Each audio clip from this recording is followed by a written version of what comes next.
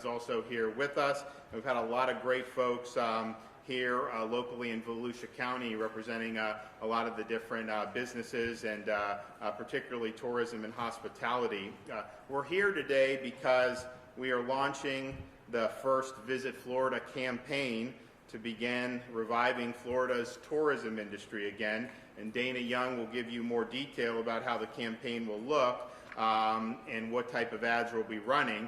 But I think that it's appropriate that we're here in Daytona Beach and Volusia County to make this announcement. Of course, when the COVID pandemic hit the United States, it had a really disastrous effect on employment, particularly in the leisure and hospitality sector. In the state of Florida, when we had between February and April, 1.2 million jobs lost. 550,000 of those jobs were in leisure and hospitality. And so these are folks who work hard. Many of the folks, the rank and file, are making, these are blue collar folks, many of them. You're talking about waiters, you're talking about hotel clerks, you're talking about folks who clean the facilities, groundskeepers, cooks, event planners, tour guides, you name it. So many people are affected by this industry, and it's important also to point out when you have something like a tourist destination and you have different people that work at the hotel or work at different parts of it, that's not the extent of how it affects the economy. The insurance, everything that goes into operations has an important effect on the local economy, and that's true here in Daytona. But we've seen huge declines over the past 6 months, 12.5% decline year over year quarter one, but of course we really had 2.5 months where things were clicking. Quarter two, we were down 60% year over year, and we understand the consequences of that. But we are seeing a rebound. As many of you know, we have Florida's theme parks in Central Florida have reopened. Disney was the last one to reopen at the beginning of July. That was just as the infections were at their apex here during the summer Sunbelt surge, and by the time they open, we've had steady declines in the metrics since then. And I also want to say, I think Volusia has been able to really mitigate some of the damage that's been caused in terms of how they've handled things. One of the things that I looked at very early in March, when there was a lot of hysteria in the air, is whether you shut every beach in Florida. And people said you had to do that. That's just so important. I did not do that. I was criticized for it, of course, but it was the right decision. And you look at what happened with Volusia. Some of the local governments throughout Florida, they bowed just because of the pressure and all the negative coverage they were getting. But it was not an evidence-based decision to do that. I think Volusia made an evidence-based decision to maintain access for their residents, which I think was helpful, but then also to be able to have folks be here and enjoy this. And so their leisure and hospitality employment is down year over year, but it's about 11.4%. That is not as much as it's down in some other parts of the state. And so I think they did it in an evidence-based way. And I think what we can say is, having people have access to your beach has not been a contributor to any type of community outbreak. And we've seen that up and down the state of Florida, and that's just because when you're outdoors in sunshine, heat, and humidity, that's a less receptive environment for transmission of this and pretty much any respiratory virus. And so they were able to do that, and now you see, they had an event here, I think it's the biggest sporting event that's happened at the Speedway since the pandemic. I mean, they had tens of thousands of people here. In this area, as well as Brevard, which also has made similar decisions, they've been able to weather, the COVID, I think, in a very professional manner. So I want to say the hat's off to them. But our theme parks as well have just not been the source of major outbreaks. And I think part of it is people understand what you got to do. When you have people at a theme park, if you have people here at a hotel, people are taking precautions, and that's really important, and I think that that's been a success story. So this area has mitigated some of the damage on the tourism front. I think you've seen some really positive goings with things like construction and home building. This is a great part of the state for that. I know a lot of people want to come here. And so we really believe that this campaign will help reinvigorate those jobs and contribute to these communities even more. And so why do it now? Well, I think that we showed that we were able to weather the same basic summer epidemic that our neighbors throughout the Sun Belt had to weather. We all had similar experiences, I think, similar timelines. Some started a little bit before us, some started a little after, but I think that we proved really across the region that we were going to be able to have the capacity to deal with that surge in terms of hospital resources, and then we would continue, of course, our focus on protecting those who are the most vulnerable, particularly those in long-term care facilities. And so now we're in a situation where we've had declines really for almost 2 straight months in things like hospitalizations. Well, that's probably about a 6-week decline in hospitalizations, but we've declined now in hospitalized COVID patients by over 60% since the 3rd week of July. We're down 55% in terms of COVID-positive patients that are hospitalized in the ICU, and the number of individuals who go to the emergency department with COVID-like illnesses has declined by more than 75% since the peak, the 7th of July. And so those are really strong indicators, and it's not just that it's confined to one part of the state. I mean, Miami-Dade County has seen their hospitalizations decrease by over 65% since their peak. The test positivity, which there's a whole host of problems with these tests that I can go into if you want, and so it's not a great metric. But by Miami, they were testing positive between 20 and 25% the first 2 weeks of July. Today was 5.3%, so they've had a huge reduction there. If you look at Broward County, decreased in hospitalized patients over 65% since their peak. Palm Beach, same thing.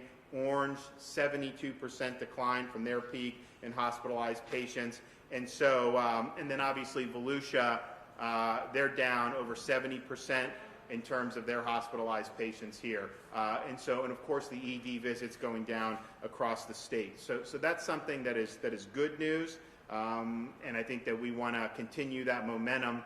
But we also understand that we've got a lot of folks out there that have been hurting over these last few months. We've got a lot of people that kind of had their livelihoods taken away when our tourism industry collapsed at the end of March. And so I'm excited to be here. I think this is well thought out in terms of the approach that Visit Florida has taken.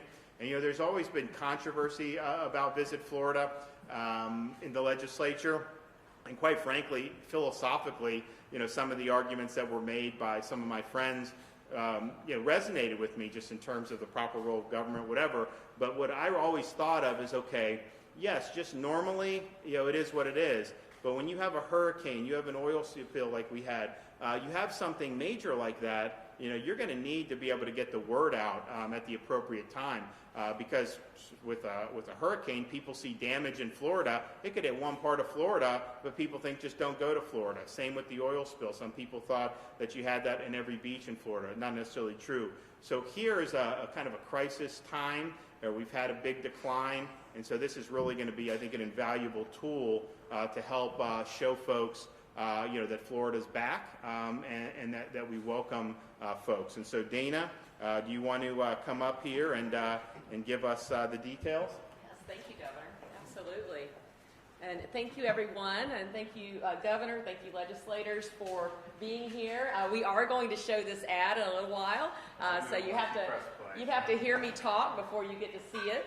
But my name is Dana Young. I am the president and CEO of Visit Florida, and it is great to be here in Daytona today to talk about something very positive. We are here to announce the launch of our in-state marketing campaign, which I will talk about in just a minute. But Governor, thank you for understanding that tourism is the foundation of our economy.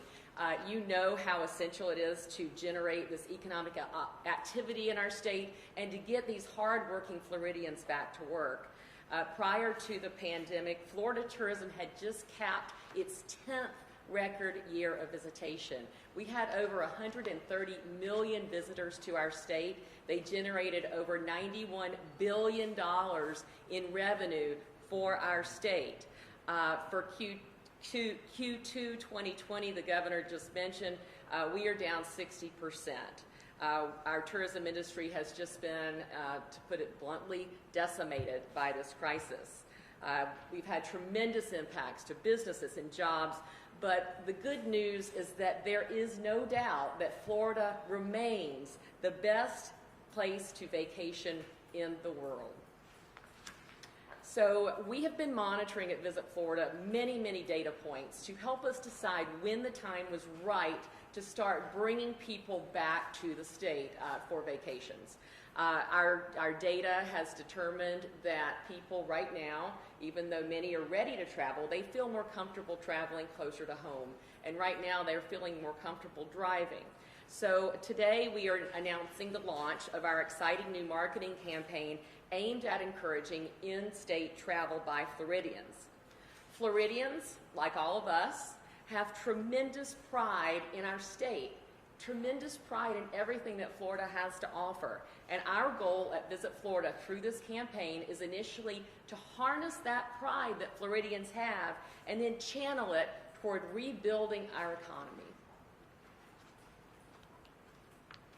Florida is world-renowned for diverse experiences and different types of destinations, unlike any place else. You can pretty much find something for everybody here in Florida. There are so many parts of Florida that even I, a sixth-generation Floridian and an avid fan of the outdoors, that even I haven't seen and didn't know existed. We often hear people, as the governor mentioned, say that, travelers know about our beaches. They know our theme parks, so why do we have to spend money to advertise them? Well, I'll tell you why. First, because advertising works. If it didn't work, large, sophisticated corporations wouldn't do it. And second, and more importantly, is that Florida is more than just beaches and theme parks. We are a diverse, amazing, unique state. And our job at Visit Florida is to tell the story of the whole Florida to the entire world. So I'm going to show you an ad in just a minute, but this campaign is going to be as broad as a campaign could possibly be. We're going to have heavy digital and social media placement, billboards, a variety of TV advertising, including broadcast, addressable TV, and streaming. And the idea is to introduce Floridians to new horizons within their own state. So whether it's exploring our award-winning state parks, playing a round of golf at one of our world-class golf courses, which I'm sure the governor would like to be doing right now, tarpon fishing off the coast, which I would like to be doing right now, or relaxing on a pristine beach, Florida offers endless opportunities for a safe and memorable vacation. So in-state travel is an important first step in our long-term recovery plan. And we are going to be moving very soon into a domestic U.S. campaign at the right time to start bringing people from around the country back to Florida. One message is very clear. We have rebounded from crisis before, and we will rebound from COVID-19. We are a resilient industry. The tourism industry is so resilient, as is the state of Florida. And with the governor's leadership, we are convinced that our tourism industry will be better than before within probably a couple of years at most. So thank you, Governor, for your continued support. And with that, I want to introduce you to our new in-state ad.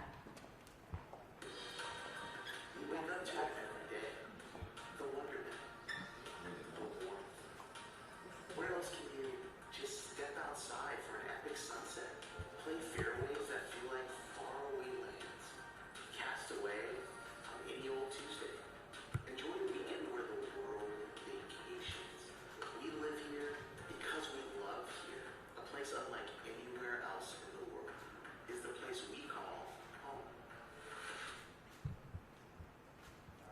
So there you go. Thank you. Well, thanks, Dana. And I think it was pretty obvious as we got into the middle, the third week of March, there wasn't much utility in doing any Visit Florida advertising at that point. So the fact that they pulled down what they had been planning on doing, that money has rolled over, and so they're able to use that now strategically to be able to help some of these communities and to just let people know that that there's a lot of great things to do. And part of it is we focus on the individual, the jobs, the people that work at a hotel or a restaurant or a fishing guide, and it's very, very important, and even, of course, probably the primary concern. But it also is good for people. I think there's a lot of pent-up demand to kind of do some stuff. I think it's been a rough patch for so many people throughout our country that to have the ability to do some of these things. And people have been active this summer, so it's not like they haven't done anything. But just remind that, hey, there's things to do. And if you look, there were parts of Florida, this part weathered it better than many. The Panhandle, I mean, they were having a record summer in many respects. Some other parts on the West Coast and like the Sarasota, Bradenton, they did a lot. So, it can be done. And even as people were doing that, you continue to see the numbers go down all through July and August. And so I think that's a good thing, and we want to keep that momentum going. So thanks. Anybody have any questions? Yeah.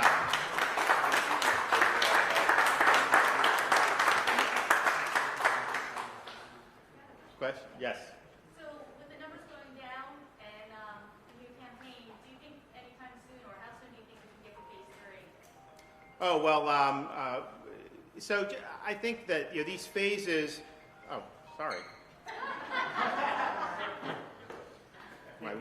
I tried to get my wife and kids before I came here, and they didn't answer. So, which is Dad's always the odd man out, it seems, around the DeSantis household. But these. I think we've got to just be a little bit more dynamic. I mean, some of those rigid phases were done in April when we've learned a lot since then. So we're pretty much, I mean, this part of the Florida, there's not a whole lot that folks, I think they can pretty much do whatever they need to. Now, obviously, we're going to look at some certain sectors in hospitality, particularly like restaurant and bar, about how to do that. My sense is some of these rigid capacity requirements probably aren't necessary at this point, because I think people understand how to distance, how to do different things. So we'll definitely look at that for sure.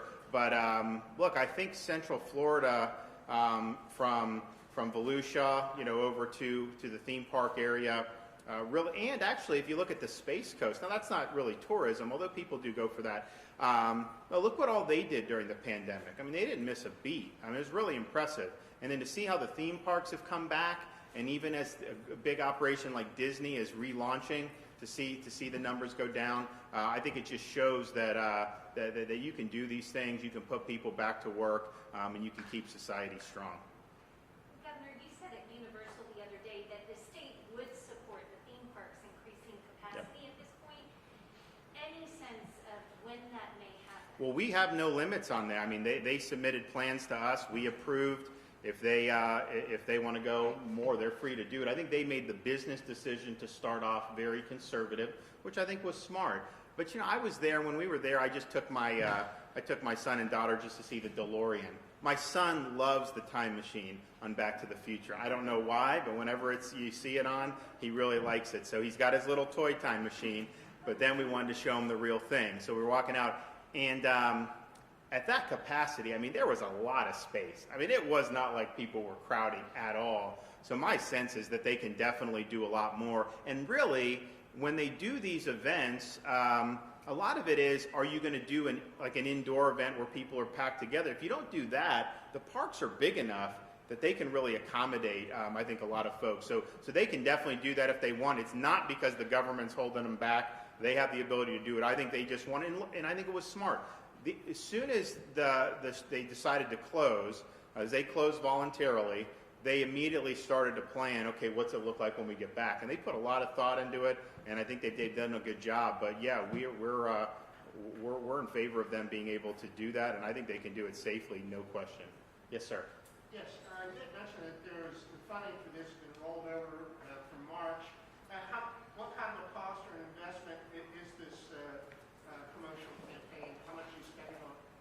between now and roughly December, probably around $13 million.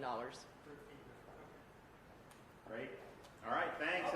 One I have one more. more question. I guess there's reports of a memo that came out, I guess from the CDC, about vaccination distribution centers. Do you know anything about that or anything? I don't, but the only thing I've said on vaccines, well, two things I've said on vaccines is, one, I'm glad that everyone's trying to get one. I hope we get one, but I mean, you know, it's like the flu vaccine is 50% effective. Actually, the fatality rate of people who got the flu shot in the senior population is significant relative to the rest of the population. So just people should have tempered expectations on that, because I wouldn't want people to think that, you know, 2 more months, you know, everyone is going to be gone. Maybe it will be, but that's typically something that, you know, you got to plan for all these contingencies. The second thing I've said is, you know, if there is a safe and effective vaccine, I think that the most vulnerable population should have priority.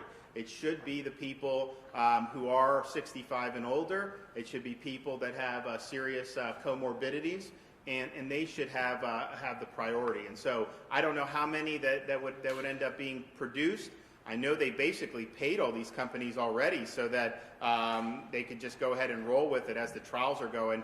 But I would really want the senior citizens and anyone with any type of underlying, particularly compromised immune systems, any type of lung damage, some of the folks who you know, may have real severe diabetes. I mean, some of the things like diabetes and obesity, I think what they found is when it's really just uncontrolled in some of the younger folks under 50, that's when you really get into trouble. So I think it should be the at-risk population that has first dibs, but I would hope that the federal government would kind of take the lead on that. I mean, you know, to throw it out to all the states and then have us have to do it when it's their vaccine that they're producing. Hopefully they have a plan to do it, and we'll really focus on those vulnerable among us. So, all right, thanks everybody. We'll see ya.